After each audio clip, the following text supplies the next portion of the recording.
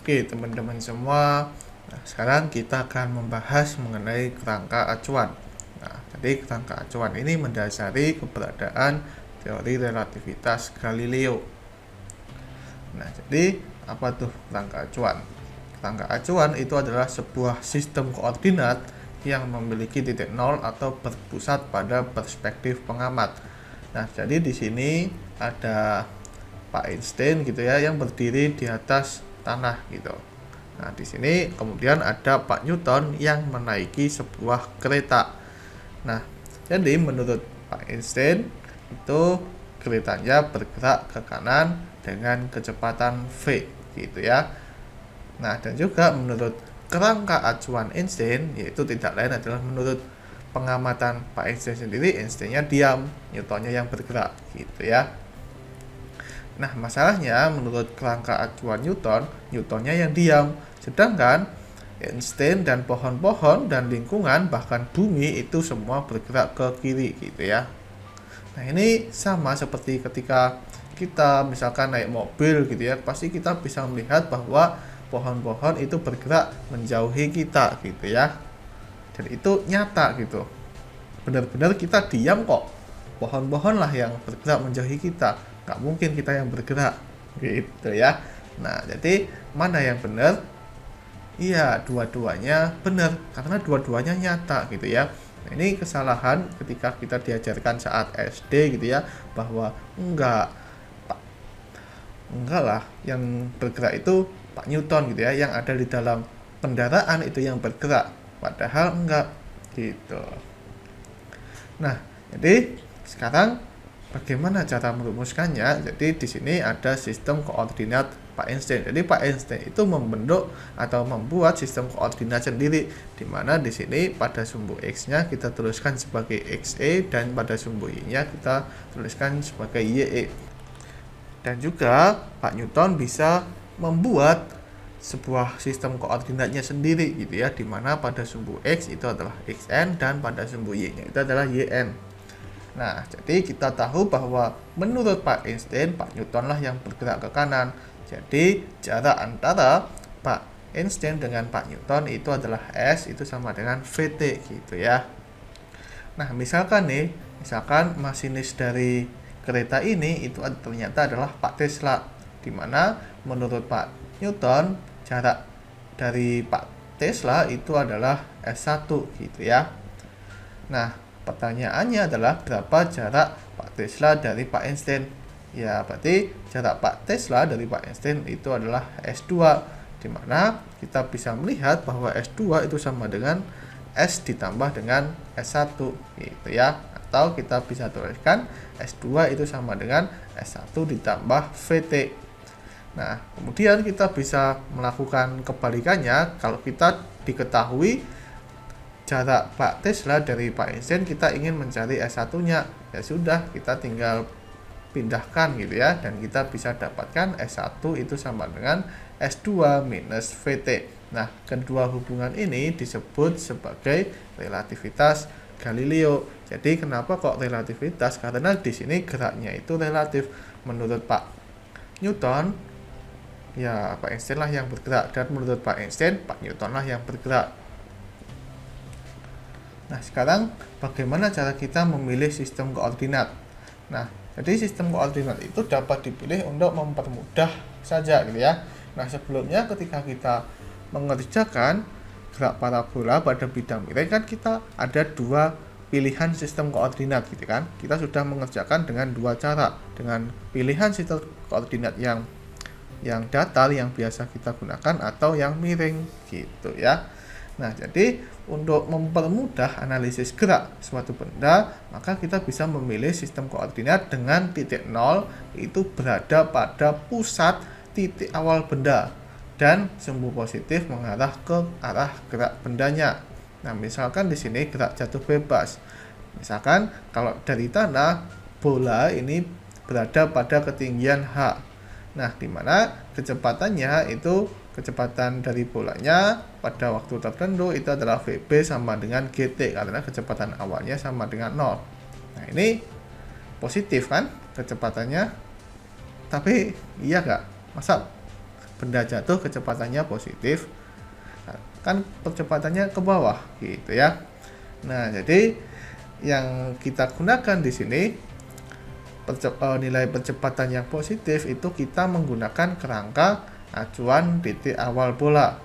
Jadi sistem koordinat titik awal bola itu dipilih dengan sumbu positif itu ke arah dengan searah gerak bola gitu ya. Jadi di sini sumbu Y positifnya itu ke bawah dan X positifnya itu ke kanan gitu ya. Kalau biasanya kita bisa menggunakan sumbu Y positifnya kan ke atas gitu ya.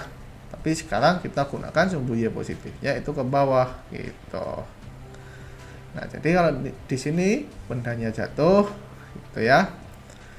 Misalkan di sini menurut Pak Einstein yang ada di tanah. Jadi Pak Einstein ini juga bisa membuat sistem koordinat baru, yaitu koordinat orang gitu ya, yaitu X orang dan Y orang, dimana kerangka acuannya atau sistem koordinatnya itu berada di atas tanah.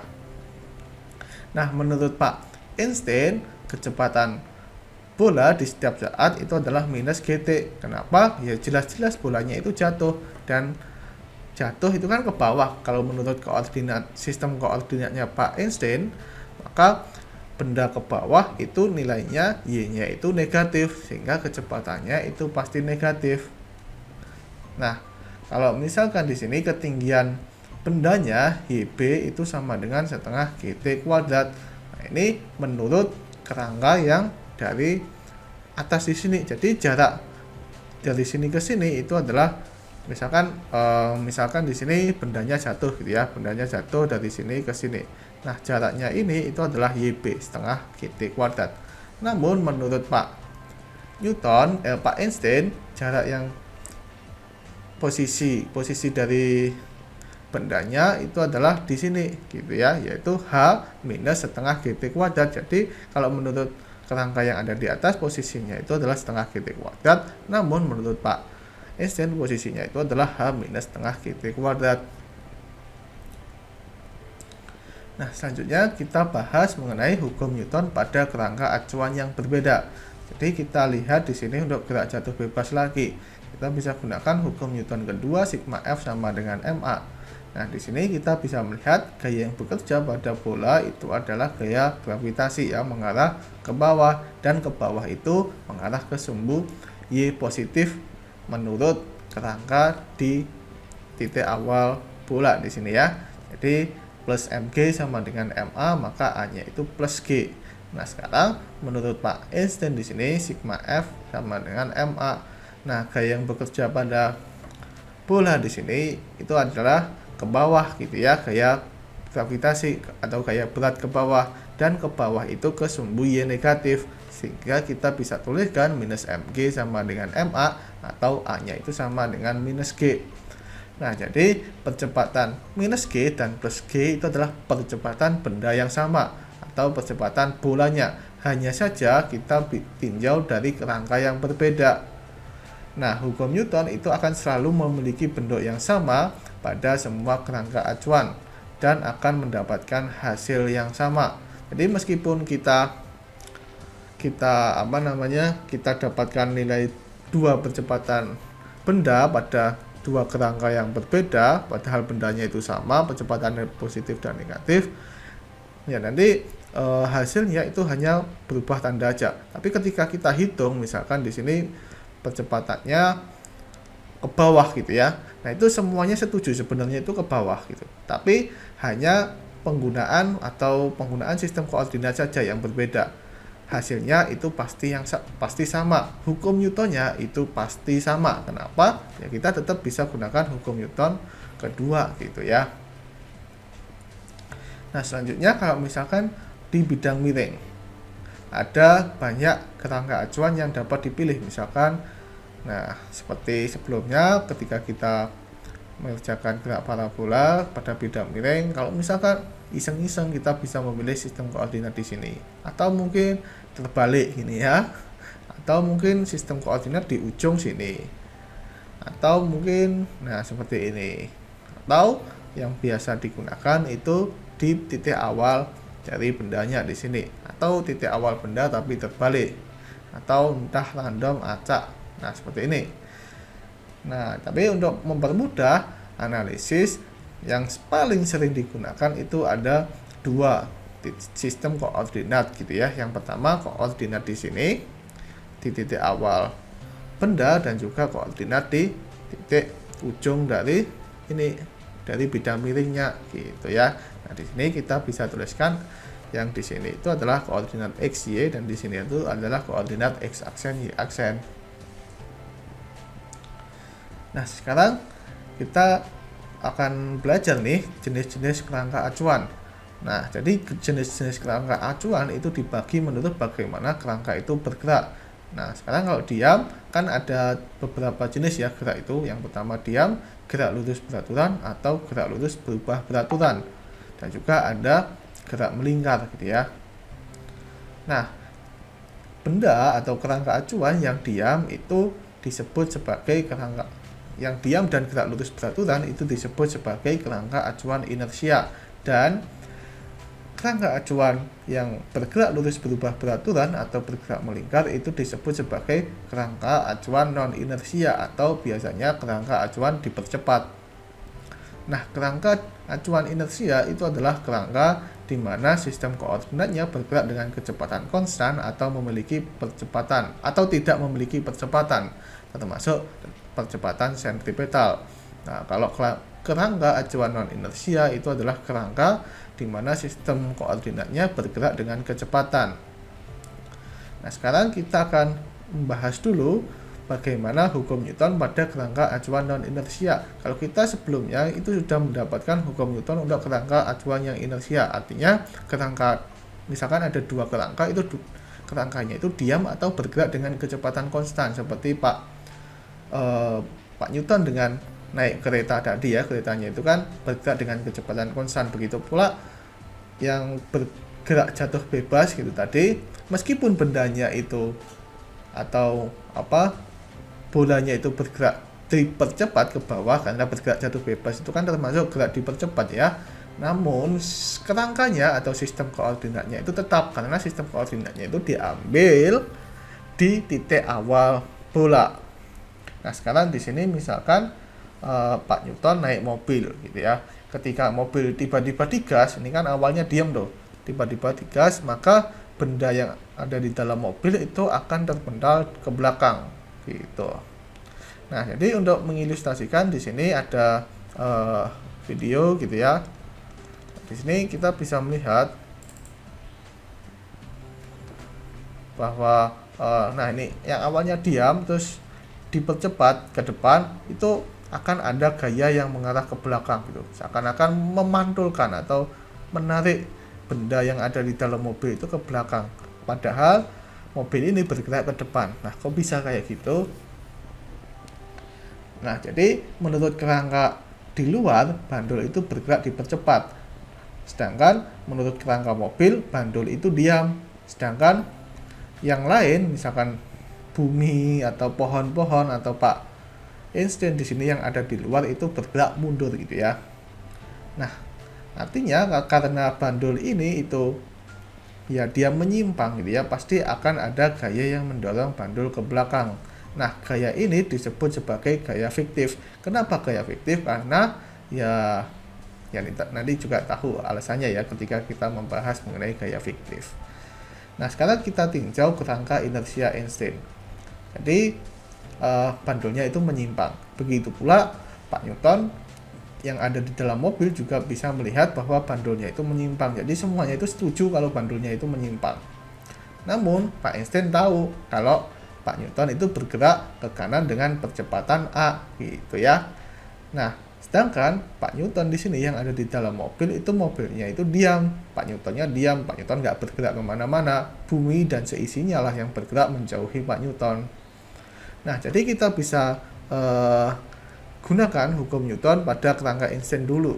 Jadi misalkan di sini kita proyeksikan ini ada gaya tegangan tali dan ini sudut theta dan juga ada gaya berat ke sana. Nah, untuk Pak Newton yang ada di dalam mobil ya sama, ada gaya tegangan tali dan gaya berat. Nah, artinya di sini kalau menurut Pak Einstein kan jelas ya, ada gaya tegangan tali yang mengarah ke kanan, Tx. Kenapa kok bisa gitu? Ya karena mobilnya bergerak dengan percepatan A. Nah, sedangkan di sini mobilnya itu kan diam menurut Pak Newton yang ada di dalam mobil. Jadi ketika ada Tx di sini, nah terus gimana nih kok? Kan kalau diam itu harus ada, atau sigma F-nya itu harus sama dengan 0, sigma Fx-nya itu harus sama dengan 0. Artinya harus ada gaya yang mengarah ke sana. Nah, gaya yang mengarah ke sana itu disebut sebagai gaya fiktif gitu ya. Nah, sekarang kita tinjau hukum Newton untuk di sini untuk kerangka inersia Einstein. Jadi sigma F sama dengan ma. Nah, gaya-gaya yang bekerja itu adalah vektor dari ini, gaya tegangan tali, dan juga vektor dari gaya berat itu sama dengan m dikalikan vektor percepatannya. Nah, di sini percepatannya itu hanya bergerak pada arah x. Jadi sigma fx sama dengan ma t sin theta karena berada di depan sudut theta. Di sini ya tx-nya itu sama dengan ma. Jadi kita tahu bahwa ya wajar saja nih kalau bandulnya itu menyimpang begitu ya. Nah, dan juga sigma fy sama dengan 0, t cos theta minus mg sama dengan 0 gitu ya. Jadi ini juga masih berlaku hukum Newton. Nah, kemudian kalau kita gunakan hukum Newton pada kerangka dipercepat mobil, di sigma vektor F sama dengan 0, T ditambah W ditambah gaya fiktif sama dengan 0, atau kalau kita jabarkan sigma Fx sama dengan 0, T sin theta minus gaya fiktif sama dengan 0, dan juga sigma Fy sama dengan 0, T cos theta minus Mg sama dengan 0. Artinya kita bisa melihat bahwa gaya fiktif sama dengan massa dikalikan percepatan kalau kita hubungkan kedua persamaan ini.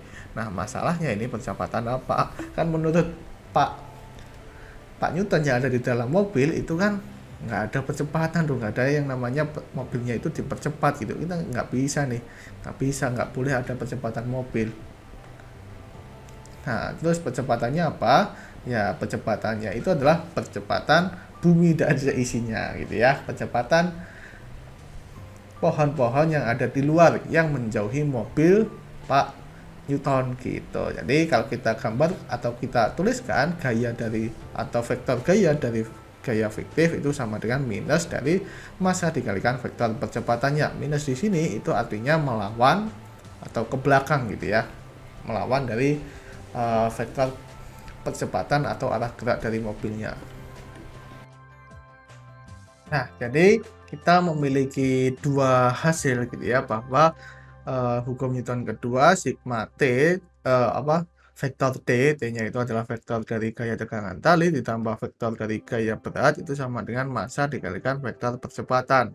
Di sini untuk bandul atau mobil yang dipercepat ke kanan. Nah, menurut kerangka mobilnya itu diam gitu ya. Jadi kita dapat berlaku hukum Newton pertama, vektor tegangan tali ditambah vektor gaya berat ditambah ada yang namanya gaya fiktif itu sama dengan 0. Nah, sekarang di sini misalkan bendanya atau di sini mobil itu dipercepat ke kanan gitu ya dengan percepatan A mobil menurut kerangka yang ada di luar gitu ya. Tapi kalau menurut orang yang ada di dalam mobil ya mobil itu tetap diam. Nah, kemudian di sini menurut orang yang di dalam mobil benda ini dipercepat gitu ya. Jadi entah gimana misalkan bola itu dilemparkan dari dalam mobil. Nah, dimana kita tahu bahwa bola itu memiliki percepatan yang kita sebut sebagai percepatan benda di dalam mobil. Jadi ada menurut kerangka yang ada di luar itu ada dua percepatan, yaitu percepatan mobil sendiri dan percepatan benda di dalam mobil sendiri. Tapi menurut orang yang ada di dalam mobil itu mobilnya itu diam, namun bendanya itu tetap dipercepat. Nah, jadi kita bisa gunakan dua hukum ya, jadi hukum Newton pada kerangka inersia dan hukum Newton pada kerangka non-inersia. Jadi sigma F sama dengan 0 itu adalah hukum Newton pertama. Jika ini berlaku jika dan hanya jika mobil dan bendanya itu semuanya tidak dipercepat. Jadi kalau ini percepatan mobilnya itu sama dengan 0, berarti sigma F itu sama dengan 0. Nah, kemudian sigma F sama dengan massa dikalikan percepatan total. Jadi percepatan total itu adalah jumlah dari percepatan benda di dalam mobil ditambah dengan percepatan mobil. Kalau kita ingin mencari tahu untuk benda yang dipercepat gitu ya. Kalau misalkan benda di dalam mobilnya itu nggak dipercepat seperti bandul tadi kan menurut orang yang ada di dalam mobil diam tuh, dia setimbang kan. Setelah dia menyimpang, dia setimbang. Nah, maka percepatan di dalam mobilnya itu sama dengan 0, sehingga percepatan totalnya itu hanyalah percepatan mobil. Nah, sekarang kalau kita tinjau hukum Newton pada kerangka yang non inersia itu adalah sigma F itu sama dengan minus F fiktif. Ada minus dari gaya fiktifnya. Kalau kita pindahkan ini ke kiri gitu ya, kan ini sigma F-nya itu sama ini ya, T plus B. Itu sama dengan minus dari gaya fiktif. Nah, jadi ini muncul jika hanya mobil yang dipercepat. Jadi mobilnya itu dipercepat. Kalau misalkan mobilnya itu dipercepat sekaligus benda yang ada di dalamnya itu juga dipercepat, maka kita memiliki hubungan bahwa sigma F sama dengan massa dikalikan percepatan benda di dalam mobil minus gaya fiktif. Jadi ini kan hukum Newton pertama dari sini. Nah, ini hukum Newton kedua. Jadi mobilnya itu bendanya itu dipercepat, terus ada gaya fiktif juga. Kita bisa melihat di sini bahwa hukum Newton pertama dan hukum Newton kedua itu berbeda. Artinya, hukum Newton pada kerangka inersia yang berbeda, hukum Newton pada kerangka inersia itu berbeda dengan hukum Newton pada kerangka yang non inersia. Kenapa? Karena di sini ada gaya fiktif gitu ya. Nah, jadi hipotesis kita sebelumnya bahwa hukum Newton itu akan selalu memiliki bentuk yang sama pada semua kerangka acuan dan akan mendapatkan hasil yang sama itu keliru. Ternyata hukum Newton itu hanya akan selalu memiliki bentuk yang sama pada kerangka acuan yang inersia saja. Sedangkan untuk kerangka non inersia itu terdapat yang namanya gaya fiktif.